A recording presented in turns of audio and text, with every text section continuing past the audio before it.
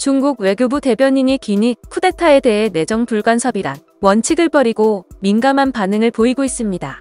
중국은 코로나19 책임론을 묻는 호주를 굴복시키고자 철광석 수입처를 다변화했는데 기니가 이 중 한 곳이라 쿠데타에 대해 민감한 반응을 보이고 있습니다.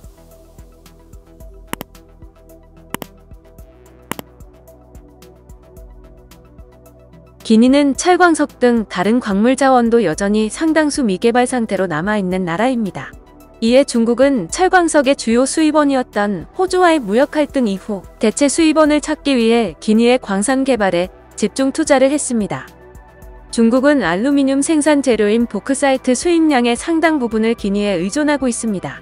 세계 최대 알루미늄 생산국이자 소비국인 중국이 지난해 기니에서 527만 톤의 보크사이트를 수입했습니다.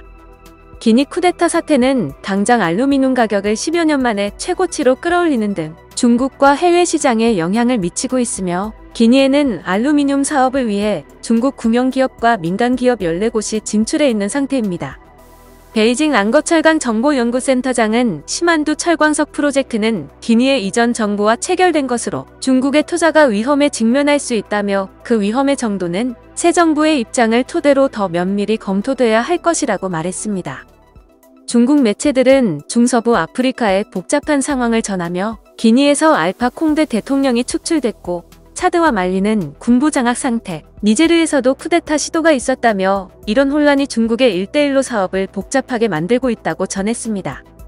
중국 외교부 대변인은 기니 쿠데타 다음 날인 지난 6일 정례 브리핑에서 중국은 쿠데타로 권력을 빼앗는 것에 반대한다.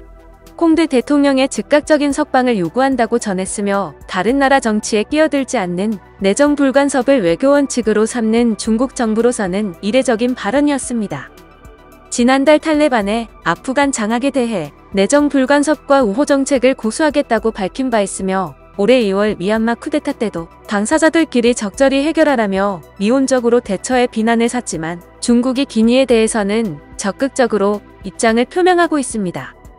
중국은 콩테 대통령의 지원이 있어야 기니의 자원들을 무리 없이 수입할 수 있다는 소문이 파다했습니다.